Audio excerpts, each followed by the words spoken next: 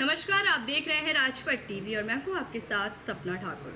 रुक करते हैं उन्नाव की एक बड़ी खबर की ओर। नगर निकाय चुनाव को लेकर के मुख्यमंत्री ने उन्नाव के रामलीला मैदान में विशाल जनसभा को संबोधित किया। मुख्यमंत्री योगी आदित्यनाथ ने जनसभा को संबोधित करते हुए डबल इंजन वाली सरकार के विकास कार्यों को गिनाया और साथ ही नगर निकाय चुनाव में भाजपा समर्थित प्रत्याशियों को वोट देकर उनको जिताने के लिए मंच से सभी से अपील की। योगी आदित्यनाथ ने मंच से विपक्षी पार्टियों की सरकारों को भी आड़े हाथ लेते हुए उन पर हमला किया। योगी ने कहा 2017 से पहले की सरकारों में कर्फ्यू लगता था, दंगा होता था, नौजवानों के हाथों में असलहे होते थे। डबल इंजन वाली भाजपा सरकार में अब न कर्फ्यू और न दंगा है, यूपी में सब चंगा है।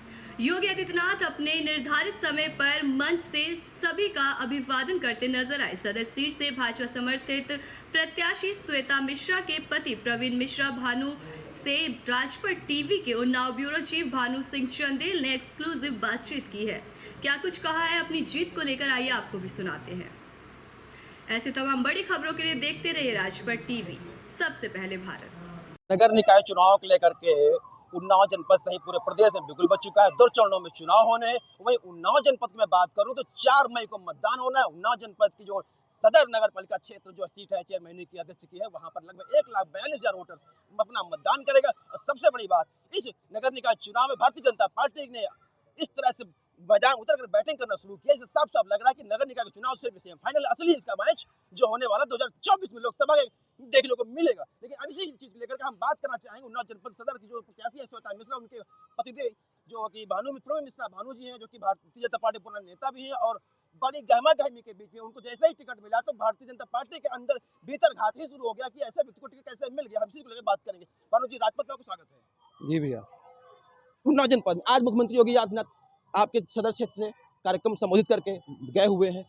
क्या लग रहा है आपको कि योगी के आने के बाद से आपके अंदर प्रत्याशी जो समर्थित प्रत्याशी आप लोग हो तो आपको हौसला, जोश और सातवें आसमान पर होगा?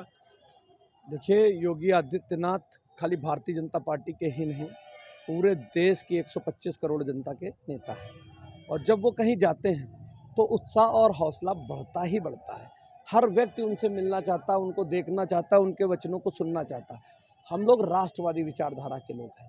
थोड़ी देर के लिए कहीं किसी कार्यकर्ता में मनमुटाव हो सकता है, लेकिन सब एकजुट हैं, पूरी ताकत से हैं।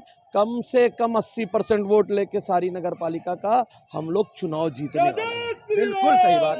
लगभग 80% वोटर्स मतदान होगा। 80% वोट से भारतीय जनता पार्टी के पाले में जाएगा। यानी कि उन्नाव जनपद की बात करूं तो 16 नगर पंचायतें हैं और 3 नगर पालिकाएं हैं। यहाँ पर लगभग करीब 4 लाख वोटर से मतदान करेगा। सदर में 1,42,000 वोटर्स है। वाकई में योगी आदित्यनाथ जिस तरह, क्योंकि इसके पहले अगर देखा जाए किसी भी सत्ताधारी पार्टी ने नगर निकाय चुनाव में इस तरह से बढ़ चढ़ के हिस्सा नहीं लिया, लेकिन जिस तरह से इस बार नगर निकाय चुनाव में भारतीय जनता पार्टी खुल के बैटिंग कर रही है, साफ साफ लग रहा है कि 2024 यानी कि सेमीफाइनल इसका फाइनल 2024 में होगा। इसको लेकर के आपको क्या लगता है कि उन्नाव जनपद की जितने भी सीटें हैं आपके सामने प्रतिद्वंदी हैं?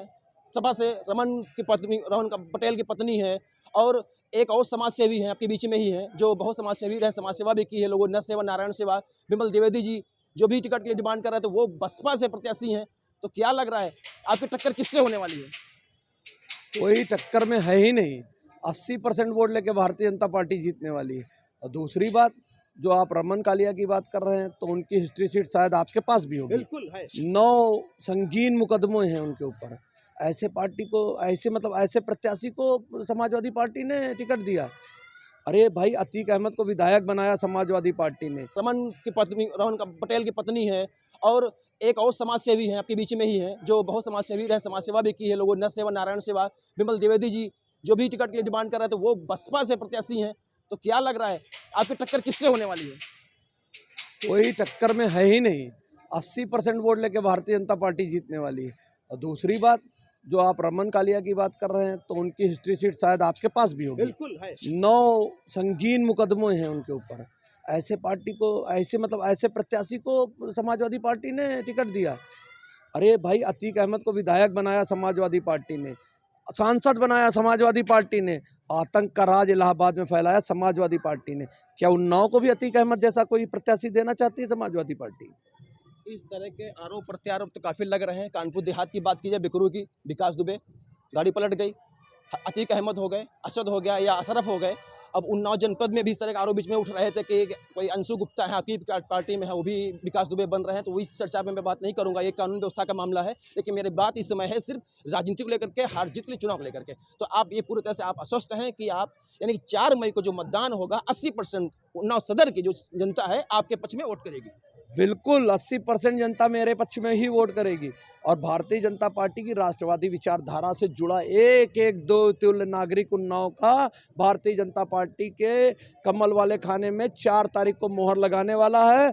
और 4 तारीख को जब 13 तारीख को जब बक्से खुलेंगे तो इन लोगों के सबके मुंह धुआ हो जाएंगे। सभी प्रत्याशियों की जमानतें जब्त होने वाली है। बहुत बहुत धन्यवाद बात करने के लिए। तो हमारे साथ में थे प्रवीण मिश्रा, यानी कि श्वेता मिश्रा, जो सदस्य जो प्रत्याशी हैं नगर पालिका क्षेत्र से, उनके पति थे और वो आज पूरी तरह से आश्वस्त हैं क्योंकि भारतीय जनता पार्टी के जो मुखिया हैं, सूबे के मुखिया बुलडोजर बाबा, हम कहें कि बुलडोजर खूब गरजा है, लेकिन जिस तरह से योगी आदित्यनाथ आज इस उन्नाव के रामलीला मैदान से गरजे हैं, उससे साफ साफ लग के बाबा ने गुर्राहट में अपने बता दिया कि यूपी में दंगा बा, यूपी में सब चंगा बा, क्योंकि यूपी में बाबा बा। ये बहुत चीजें उठ रही हैं, लेकिन अब वाकई में 13 अप्रैल का समय नगर निकाय चुनाव जो होना है, जो मतगणना जिसकी होनी है, वो किसके लिए खुशखबरी लाएगा और किसके लिए मुसीबत लेके आएगा, ये तो आने वाला समय ही तय करेगा।